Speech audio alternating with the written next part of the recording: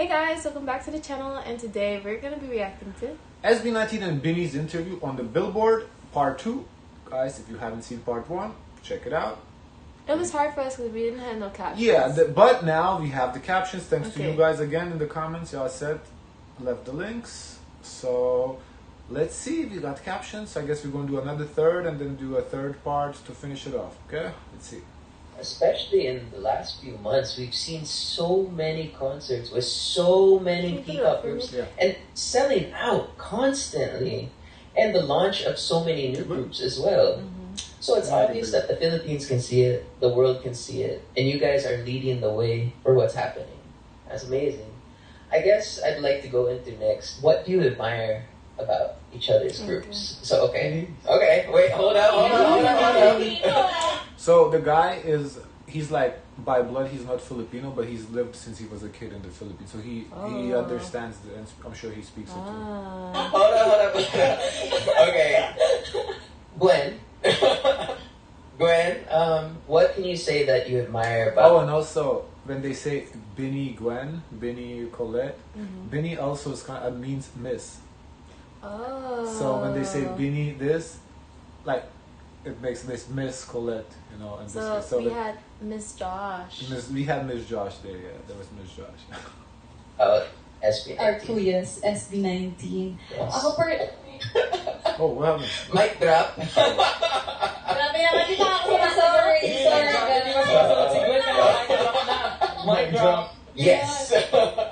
Hala, ako po personally, sobrang naaalala ko pa nung mga times na nagsisimula sila. And as in, sobrang amazed ako. Siguro yung as in number one na ina-admire ko sa kanila is yung determination, kasi they really opened the door especially sa P-pop po. And the discipline. Really, that's who got us into reacting in P-pop is SB19. Well, Easy Mill, but again, that's now that we're seeing it more. I wouldn't put Easy Mill in P-pop. I was just like, is it a rapper? Filipino rapper is not P-pop per se. So, but yeah, P-pop for us was SB19 as well. And and of course, sila din po yung nililook up namin, lalo nung trainee days namin, di ba? Lalo nagsisimula pa lang yung P-pop nung time na yun. Sobrang grabe, the talent. Ako po, add ko lang po, dahil yun nga pa, nagsa-start pa lang po kami. Talagang sila yung parang nakaset na okay, dapat maging parehas nila kami. Yes. So, gusto po namin yung nag-take po talaga sila ng risk na mapakilala yung P-pop. Sila talaga yung nangunguna. And alam niyo po yung tinake nila lahat ng negative muna bago, I mean, para safe naman yung, parang ganun po yung, parang ganun yung nangyayari. So, thankful kami na sila talaga nag-start na. Alam niyo yun, iset talaga yung standard. Okay, ganito ang excellence na pinapakita ng P-pop. Kasi nung time po nila, sobrang hirap talaga na like buksan yung door for P-pop. Sobrang hirap i-please ng mga tao. Totoo, nung time nila. Right, during their time sounds like, the grandparents or something. So like, back in my days, it's like, back in my days, when the grandparents be like 50 years ago. That's funny. But Pablo was right though.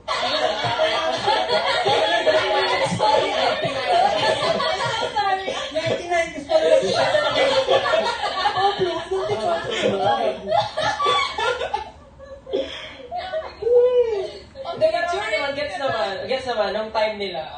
Training pala namin kayo. Oo, naman dyan ko eh. No, I mean, P-pop pioneer. we gotta be honest though. I mean, I've seen clips and videos of those interviews during that time, and it was really harsh how the media and everyone really treated you guys. When you guys were like opening the doors, you guys were breaking barriers, you guys were pushing it forward, and this wouldn't be happening without that. That's the truth. You know what I mean? And it doesn't make sense to me why it had to be like that, because your talent is undeniable. Okay. Let's go. Let's get away from that negativity. But that is true though. I have yet to see like a bad performance by SB19. Oh yeah. Like I feel like with a lot of groups we do see good, bad. SB19 consistently. We react to a lot of on both of our channels, SB19 playlist, probably like 200 reactions or so. I haven't seen a bad performance. Yeah. No. I couldn't name one. I I could even tell you something that would drag. Like you can't drag this group. Like what is there to drag? Everyone delivers. Yeah. No, I feel it's a very balanced group. The only thing is maybe when they started to do the individual songs, it's still that learning curve, because you're used to performing in the group, so you have like your set of lyrics to manage, but then when you have your solo song, like the only feedback I gave to them is them like keeping the song engaging just with themselves alone. Kind of what Lisa from Blackpink is going through right now. Yeah, I think that's what Lisa's going through. Let's do it. Hindi, pero kasi, ayun nga, mas nakikilala na yung P-pop, mas marami ng eyes. So, mas marami rin batitos, mas maraming criticisms. Alam na, parang recently, nagkaroon ako ng parang detoxification pagdating sa social media kasi parang sobrang dami na ng negativity na nakikita ko. So, ayun, nagpahinga muna ako. Tapos, kinabukasan, bumalik na rin dahil. 5 minutes later. Sabi nga nila, di ba, pag ang puno ay hitik sa bunga, talagang lalong binabato. So, since everyone's attention nga is nakapokus na sa P-pop, ganyan. So, syempre, mas maraming tao na pwede kang punahin. Like, syempre, social media, anyone can say anything about you, regardless of what you do. Even though, you're not doing anything wrong or you're just doing what you love, makakatanggap ka talaga ng mga kakaibang mga mindset na tao na hindi ko alam kung saan nagagaling yung mga komento nila. Pero this is just a reminder for everyone who's trying to achieve the same dream as the two of us, the group dito. Kasi talagang madaming magbabati ko sa iyo regardless of what you do. So, baka kasi panghinaan sila ng loob or parang it breaks them pagdating dun sa mga pangarap nila. Pero just battle it out. Talagang ganun talaga eh. Lalo na kapag expose ka, mas maraming tao na pwedeng magsalita para sa iyo, patungkol sa iyo. So, ayun lang, gusto ko lang sabihin na kaya niyan. Talagang pagdadaanan niyan para maging mas malakas ka. And for as much as there is, I wouldn't say there's a lot of negativity, but for the negativity, there's just as much or more love or positivity right now. And that's what we need to focus on. Yes. Truly. Yes. Actually, add ko lang din po regarding dun sa parang yun nga, because of Yeah, that's true. I guess maybe for Pablo, he gets more the negative. But I don't understand why. No, well, the way the algorithm works on X, at Twitter, for example, I feel like they push the sensational. Somehow they figure out what's sensational. Maybe a lot like stuff that I guess like. Honestly, but literally, Pablo doesn't like flex online. He's very like I never seen like I don't know. I don't think I see it. The personal clips where he's just like hanging out and just doing whatever. Like he just started a YouTube page where he's putting up like what he does on the daily. So maybe they'll find some reason to drag him. But from what I've seen, I only see him working, uplifting other groups, working with other groups. Like I don't know what is the biggest T on Pablo. I mean, there's sometimes because SB19 members, I feel like they do a lot of hair changes, for example. So I'm sure people drag the hair choice or because that's like a matter of preference. So not everybody gonna like for example, Josh. The split hair. I'm sure somebody don't like. But anyway, what you want to say? I remember the one negative thing I saw is when they said that Pablo looked like a fisherman and not a star. And then Ken, he was very offended by that. He said, "What's wrong with being a fisherman?" So I like that they're like a group, really truly a group protecting each other. Yeah. But that's kind of sad. Like people trying to find a reason to hate. Ugh. Social media, lahat nakatingin sa'yo. Siguro habi ko lang din yung what we admired sa BINI naman is parang nung nagsisimula pa lang din kasi po sila. Actually, nakikita ko rin sa Twitter yung mga meron pa kayo yung one take na performance. Nasa loob pa kayo ng bahay ni Kuya nun eh. Yung ari ko, mambo.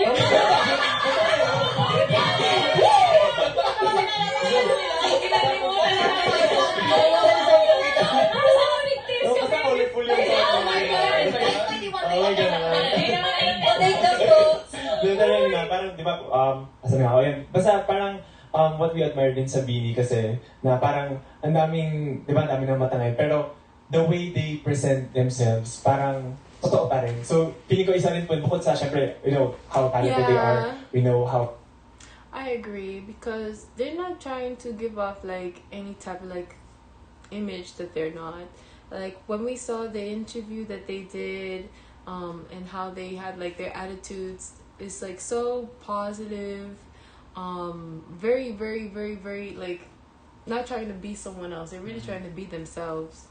Discipline pag nag-perform sila. Pero po, siguro isa yun sa naging key, yung pagiging tao ng isang artist. Yeah. So, yun po, parang kung makikita natin kung gaano sila nakakatawa, kung gaano... Both leads in SB19 and in BINI, they're super, super humble.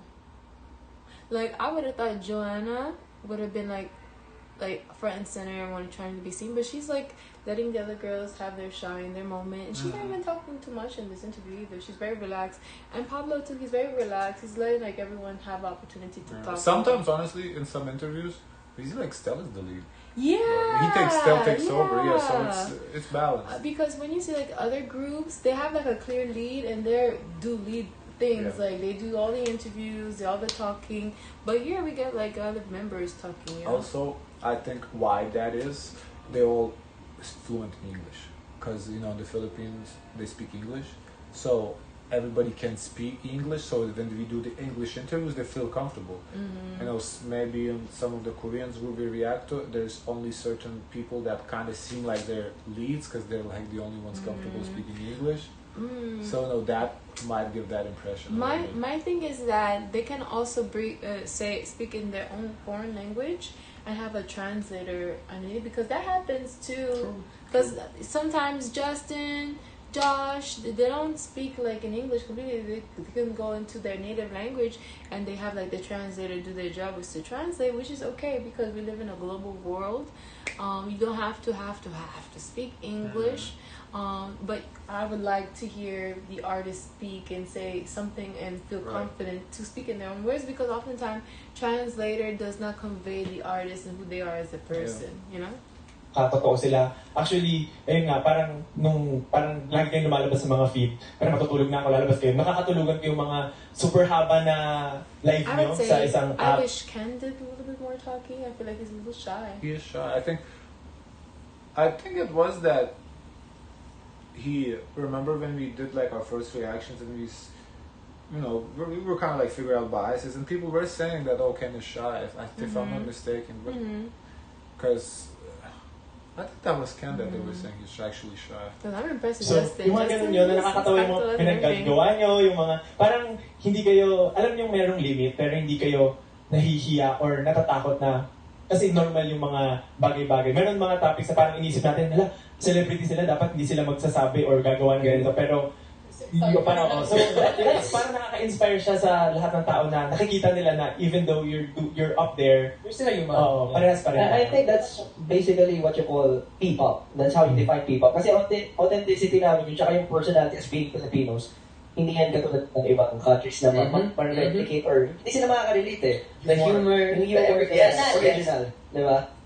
And that's P-Pop. Tsaka one thing I din feel po like Josh napansin ko becoming sa on his BINI. blocks a little bit more. Yeah, Josh very comfortable in this interview, and he's speaking only English here. I noticed he's not like a little bit in his own native language, but he also he hasn't. Josh? Hasn't. Yeah, he's only been English. He's when he says pero, that's not English. One word pero, but that's... Katulad sinabi ni Justin, parang ano yun yun yung isa sa parang selling point ng group nila is for being real, and nakakatuwa yung mga clips nga na napapanood nyo. And one thing din na talaga napansin ko is, hindi sila sumuko, hindi mo mapapansin na napapagod sila sa ginagawa nila. Parang, every time na napapanood ko sila mag-perform, pag nami-meet namin sila, parang, every time, it's been a long day.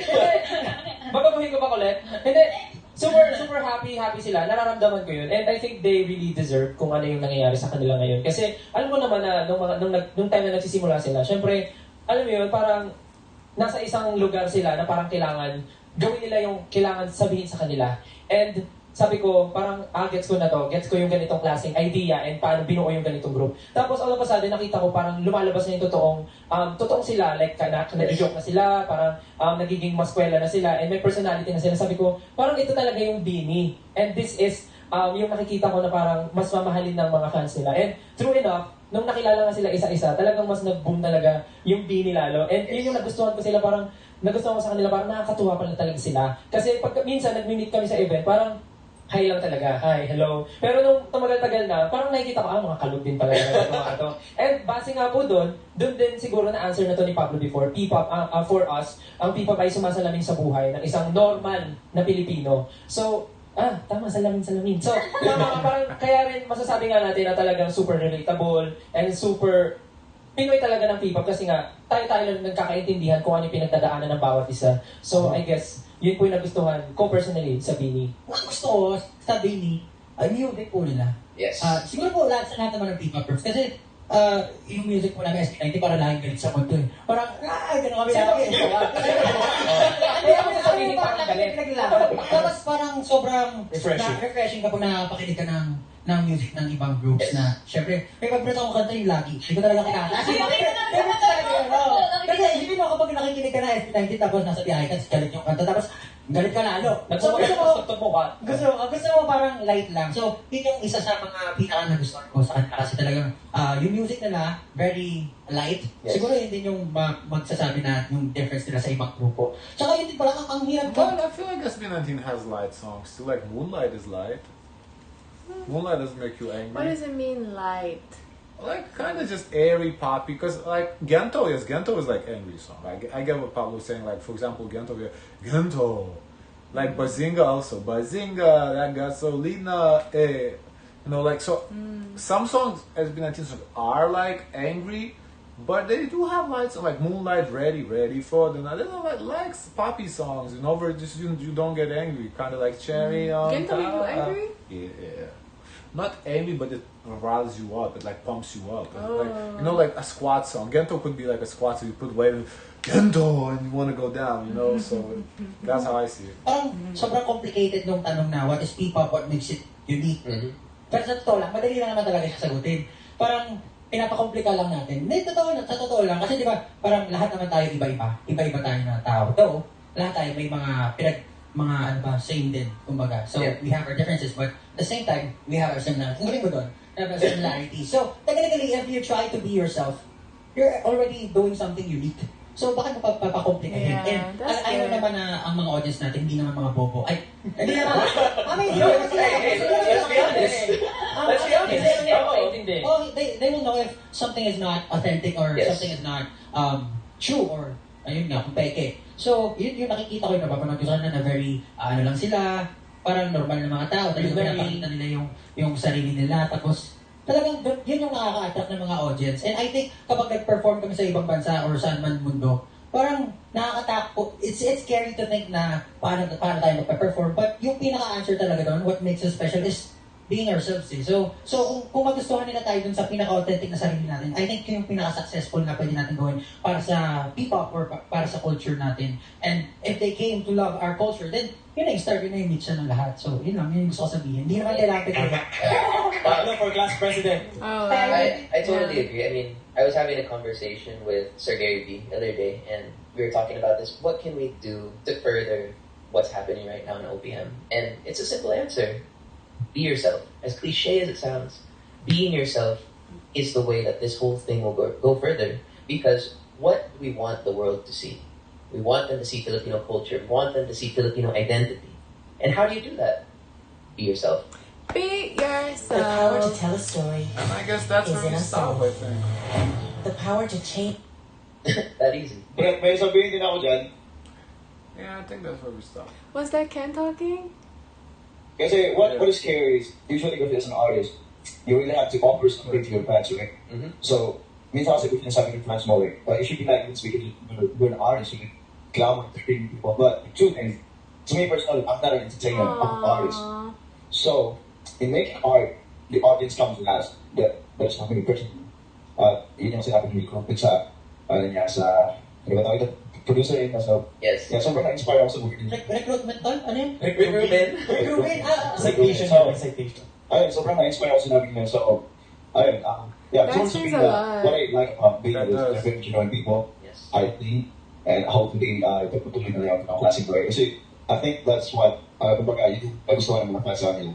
And talagang nag-enjoy sila, hindi lang dahil sa music nila, but especially their personality also. And good job, baby. Good job, baby.